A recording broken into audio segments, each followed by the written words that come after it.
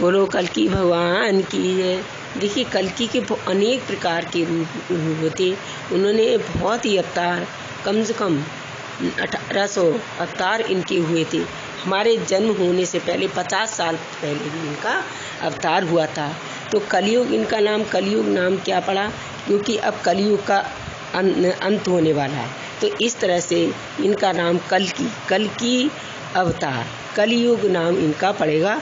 तो इनका कल्कि भगवान नाम पड़ा है। इस तरह से 5000 साल पहले भी यही चरण शुरू हुआ था और अब इसका अंत कम से कम 5000 बाद ही इनका चरण जो है अंत होगा। तो कल्कि भगवान तब हमारे अवतार लेंगे शहर संभल में, और हमारा जो शहर संभल है उनका एक कल्कि भगवान का भव्य मंदिर है। तो उसमें विशाल कल्कि भगवान की मूर्ति है और बहुत ही अति सुंदर शोभायमान है। तो इनकी कल्कि भगवान की जो मूर्ति है वो आप सब लोग आइए और देखिए। हमारे शहर संभल में बहुत ही विशाल उनका भंडारा होता है, उनका कीर्तन, हवन, और बहुत बड़े बड़े लोग दूर से, दिल्ली से, हरियाणा से देखने आते हैं हमारे मंदिर में। और रुकने की जगह है, ठहरने की भी जगह है। आप हमारे शहर संभल में आइए और कल्कि भगवान के दर्शन देखिए कि उन्होंने इतना विशाल मंदिर बनवाया है कि लोग उसकी शोभा का वर्णन नहीं कर सकते हम। और हमारे शहर संभल में कल्कि भगवान का अवतार होगा, उनका चरण शुरू हो चुका है।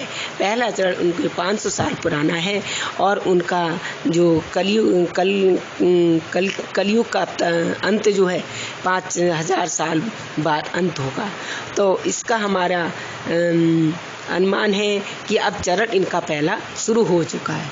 अब इनका अवतार जो है कल्कि के रूप में ही होगा। तब इनका विवाह पद्मावती की स्त्री के नाम से इनका विवाह होगा और इनकी पत्नी का नाम पद्मावती था। को तो पुराणों में, शास्त्रों में पहले ही लिख दिया है कि कलयुग में कहते हैं ना कि हंस चोगेगा दाना, कौआ तिनका मोती खाएगा। तो ये हमारे जो पूर्वज कहे गए हैं, और जो अब देखो जो बिल्कुल उनका कहना था और सही था। तो ये हमारे पूर्वज जो हैं बहुत सही लिख गए हैं और शास्त्रों में बहुत ऋषि मुनियों ने, हमारे ऋषि मुनियों ने जो है वो जो सही शास्त्रों में लिखा है, पढ़ा है। और हमारा भी अनुमान है, हमने जो सुना है वो देख भी रहे हैं। आज हमारे शहर संभल में कल्कि भगवान का भव्य मंदिर बनवाया गया है। और उनकी पहचान क्या है कल्कि भगवान की? क्योंकि हाथों में तलवार लिए हैं और घोड़े पर वो सवार हुए हैं। इस तरह से उनकी कल्कि भगवान की यही पहचान है। और उनके हाथों में तलवार है और घोड़े पर सवार होकर उनकी मूर्ति बनाई गई है। तो इस तरह से हमारे शहर संभल में कल्कि भगवान का अवतार होगा और उनकी शोभा का हम वर्णन नहीं कर सकते हैं।